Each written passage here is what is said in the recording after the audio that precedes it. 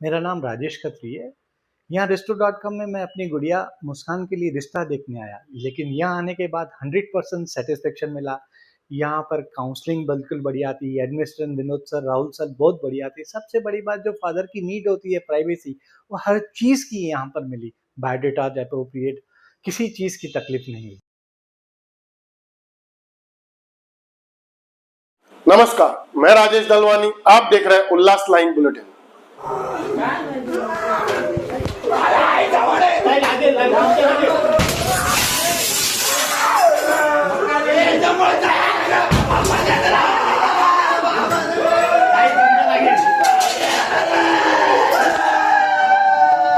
तोडफोड जी झाली ती योग्य झाली आहे का? नाही, तोडफोड झाली त्याचं समर्थन कोणीच करत नाहीये. परंतु माझा नवरा गेला त्यानंतर एक पण डॉक्टर नव्हता. मी तोडफोड केली, माझ्या मुलांचं आणि माझी तोडफोड दिसते, पण माझा नवरा गेला त्यावेळेस मला डॉक्टर दिसले नाही. आता माझी गलती दिसतेय. आता एवढे डॉक्टर कसे जमा झाले, एवढी टीम कुठून आले? ज्या वेळेस माझा नवरा करपडत होता ते वेळेस यांची टीम कुठे गेली होती? त्याचा न्याय मला पाहिजे त्यांच्याकडनं. आता ते सगळे इंटरनॅशनल पत्रकार होते, पण त्यांनी एक मर्यादा नाही आखली की त्या बाईची काय एक प्रतिक्रिया घेतली का तुम्ही? मोठ्या मोठ्या डॉक्टरांनी फक्त मोठे मोठे स्टेटमेंट दिले, पण ज्याचा रुग्ण गेला त्याची दखल या उल्हासनगर मध्ये कुठल्याही पत्रकारांनी घेतली नाही. मला खूप खंत आहे. तुम्ही पत्रकारावर आणि महापौरांवर आरोप करत आहात की तुम्हाला भेट दिलेली आहे म्हणून, पण त्या टाइमात जे घटना झाली त्यानंतर पेन डाऊन झालं, त्यामुळे तिथे भरपूर रुग्ण आले होते, त्यांना इलाज भेटला नाही, त्यामुळे तिथे पत्रकार गेले आणि तिथे महापौर गेले होते. आणि तुमच्या बोलण्यावर पण महापौर पहिले रात्री हॉस्पिटलला पण आले होते. उल्लासनगर स्थित सरकारी सेंट्रल हॉस्पिटल में 7 मई 2026 की देर रात हुए तोड़फोड़ और हंगामे के मामले में अब मृत मरीज के परिजनों ने सामने आकर अपना पक्ष रखा है। परिजनों ने पूरी घटना की जानकारी देते हुए हॉस्पिटल प्रशासन पर कथित लापरवाही के गंभीर आरोप लगाए हैं। हालांकि उन्होंने अस्पताल में हुई तोड़फोड़ की घटना को गलत और अयोग्य भी बताया है। जानकारी के अनुसार भगवान निम्बोरे नामक मरीज की उपचार के दौरान मौत हो गई थी। मरीज के मौत के बाद परिजन भड़क उठे और हॉस्पिटल प्रशासन पर लापरवाही का आरोप लगाते हुए हॉस्पिटल परिसर में जोरदार हंगामा कर दिया। इस दौरान हॉस्पिटल के खिड़कियों के कांच और अन्य सामान को नुकसान पहुंचाया गया। घटना की सूचना मिलते ही सेंट्रल पुलिस मौके पर पहुंची और स्थिति को नियंत्रण किया। मामले के बाद हॉस्पिटल के डॉक्टरों और कर्मचारियों ने सुरक्षा की मांग को लेकर काम बंद आंदोलन शुरू कर दिया था। हॉस्पिटल स्टाफ का कहना था कि उन्हें हॉस्पिटल में किसी प्रकार की पर्याप्त सुरक्षा उपलब्ध नहीं कराई जाती। साथ ही स्थानीय राजनीतिक दबाव के कारण गंभीर हालत वाले मरीजों को भर्ती करना पड़ता है और किसी अनहोनी की स्थिति में डॉक्टरों व कर्मचारियों को ही निशाना बनाया जाता है। बाद में महापौर अश्विनी कमलेश निकम, डॉक्टर मनोहर बंसोड़े, समाज सेवक शिवाजी रगड़े और सेंट्रल पुलिस स्टेशन के अधिकारियों के बीच हुई चर्चा के बाद आंदोलन वापस ले लिया गया था। प्रशासन की ओर से आश्वासन दिया गया कि तोड़फोड़ करने वालों के खिलाफ सख्त कानूनी कार्रवाई की जाएगी। वहीं अब मृत मरीज के परिजनों ने मीडिया के सामने अपनी प्रतिक्रिया देते हुए दावा किया कि मरीज के इलाज में कथित लापरवाही बरती गई, जिसके चलते उनकी मौत हुई।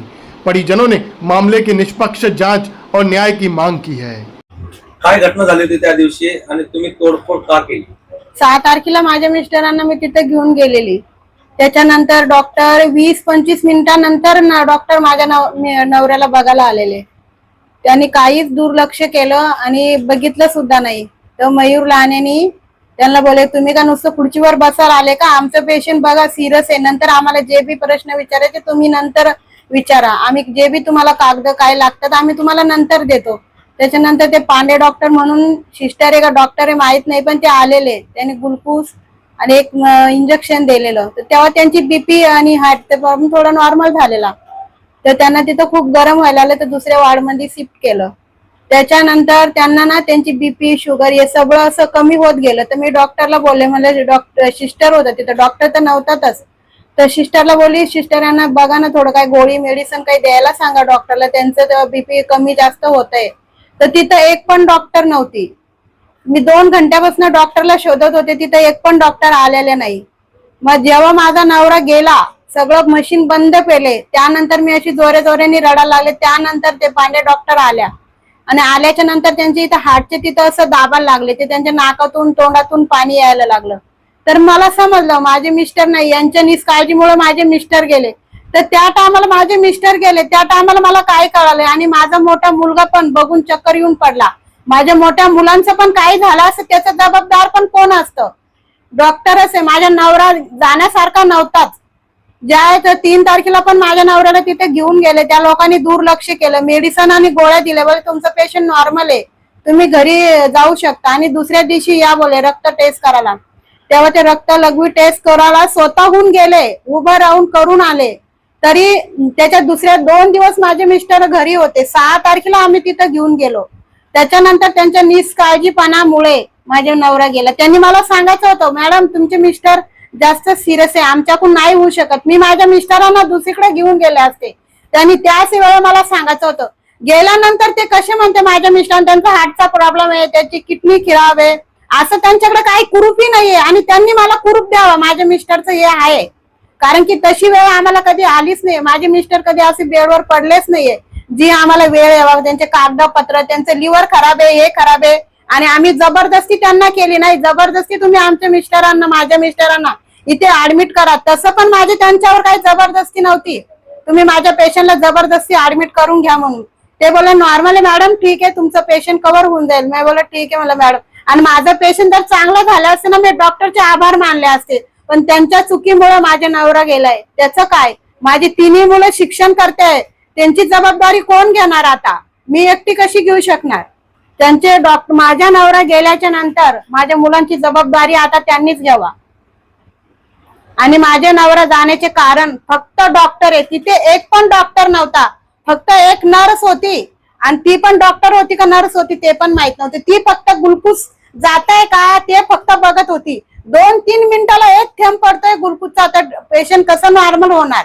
ते पेशंट जास्तच घायल पेशंट असलं तर ते कसं जगणार? ते पेशंट तर जाणारच ना. माझ्या नवऱ्याची बीपी लेवल सगळं व्यवस्थित होतं.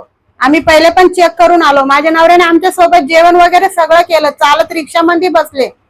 त्यांना दम लागला, बीपी लो कम झाल्यावर कोणता पण पेशंटना उठता येत नाहीये. पण त्या टायमाला बीपी शुगर चेक केल्यानंतर ते बोलले तुमचे पेशंट ठीक आहे, असं काही नाही, नॉर्मली होऊन जाईल बोले. त्यांच्यामुळे आम्ही तिथे त्यांना ठेवलं. त्यांनी मला जास्त टायमाला सांगितलं असतं तुम्ही तुमचं पेशंट इथून हलवा, आमच्याकडून नाही होऊ शकत. मी माझ्या पेशंटला घेऊन गेले असते आणि मी त्यांना दमदाटी करून माझं पेशंट मी तिथंच ठेवलं असतं, तेव्हा माझी गलती असती.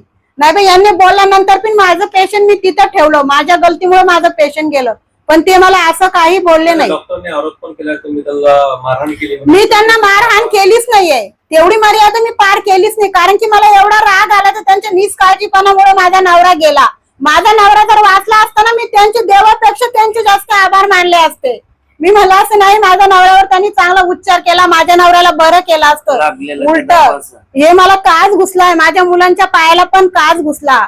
मी देवापेक्षा त्यांचे आभार मानले असते. मी बोलले असते देव नाही, ते माझे देवच माझ्यासाठी धावून आले, माझ्या नवऱ्याला बरं केलं.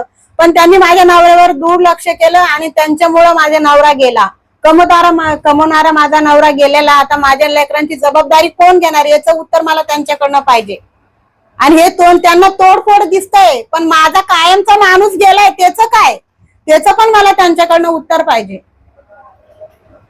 त्यांची तोडफोड तर त्यांना भेटणारच, पण मला माझा नवरा भेटणार का याचं मला त्यांच्याकडनं पाहिजे आता उत्तर.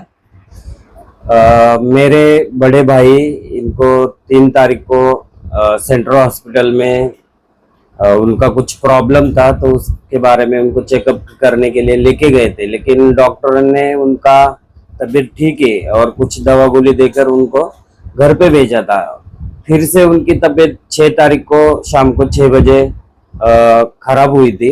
फिर उसके बाद मेरे भाभी ने मेरे को कॉल किया कि इनकी तबीयत थोड़ी खराब है, तो तुरंत हम रिक्शा पकड़कर सभी सेंटर में उनको लेके गए. लेकिन लेके जाने के बाद उधर इमरजेंसी में डॉक्टर ही नहीं थे. 15 मिनट के बाद उधर डॉक्टर आए.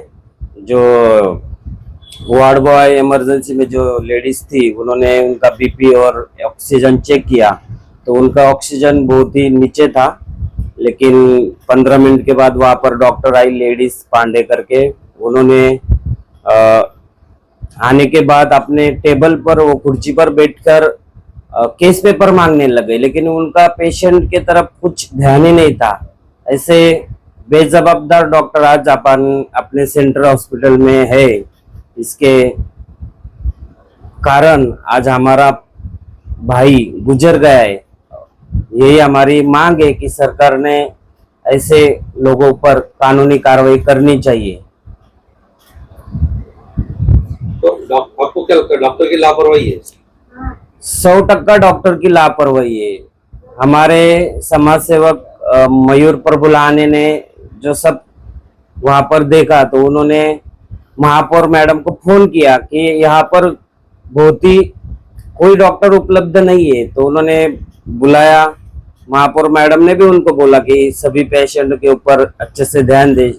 उन्होंने शांति से बताया कि सभी का सेवा अच्छे से होनी चाहिए, लेकिन उनको गुस्सा आया कि आप बड़े लोगों को बुलाकर हमारा कोई कुछ बिगाड़ नहीं सकता है।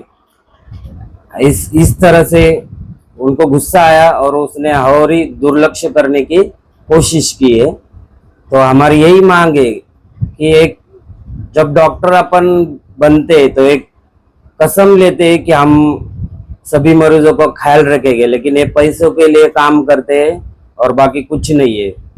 यही हमारी मांग है कि इनके ऊपर कड़ी कार्रवाई होनी चाहिए। पेशेंट को ऐसा क्या हुआ था उनको जब एडमिट किया था?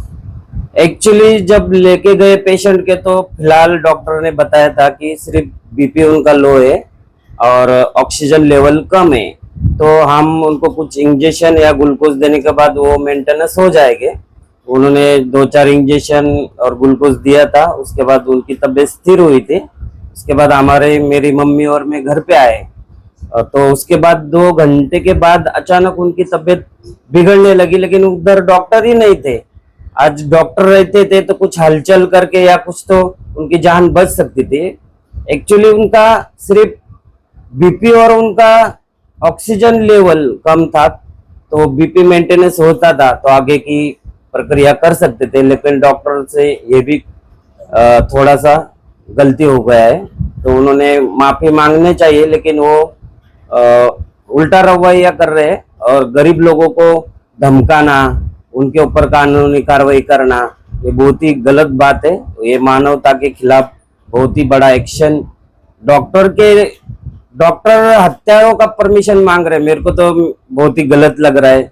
आज हमारे जिस बंसोड़े साहब के ऊपर पूरी हॉस्पिटल की जिम्मेदारी है, वही बहुत ही झूठ और रवैया अपना रहे एक डॉक्टर की गलती छुपाने के लिए, वो बहुत ही गलत बात है और ये उल्लासनगर शहर के लिए बहुत ही खेदजनक बात है।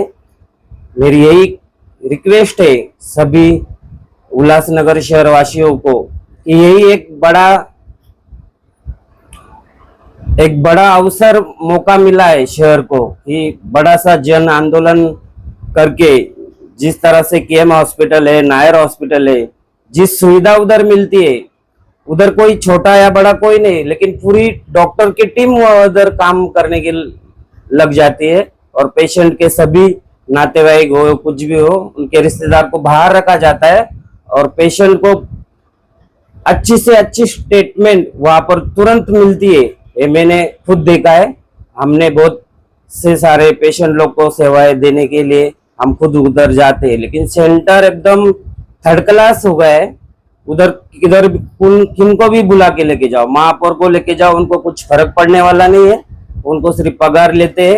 ये बहुत ही खेदजनक बात है आणि उल्हासनगर महानगरपालिकेने याची तातडीने दखल घेतलीच पाहिजे, नाहीतर जनतेचा मोठा आक्रोश होईल। याची दक्षता मला वाटतं त्यांनी घेतली पाहिजे। फक्त तोडफोडीकडे लक्ष देऊन चालणार नाही, पण एक मानवी हत्या तोडफोड जी झाली ती योग्य झाली आहे का? नाही, तोडफोड झाली त्याचं समर्थन कोणीच करत नाहीये, परंतु तोडफोड का झाली?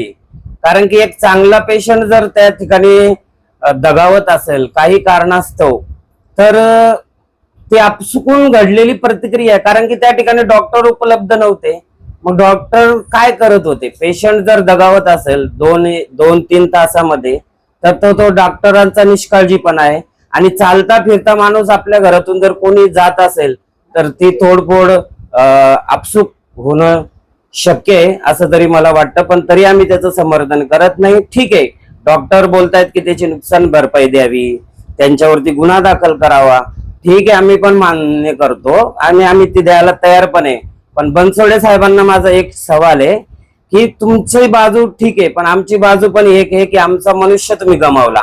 त्याबद्दल तुमच्यावरती मनुष्यवधाचा गुन्हा दाखल झाला पाहिजे त्या पांडे मॅडम वरती, आणि तुम्ही त्या चुकीची पाठराखण केली त्याच्यामुळे तुमच्यावरती गुन्हा दाखल झाला पाहिजे. आणि जे लिंबोरेंचा जे परिवार आहे, आशा लिंबोरे, त्याची पत्नी व त्यांचे 3 मुलं, यांना पण शासनाने यांचं पालन पोषण यांनी केलं पाहिजे, कारण की त्यांच्या घरावरचं छत हरपलंय.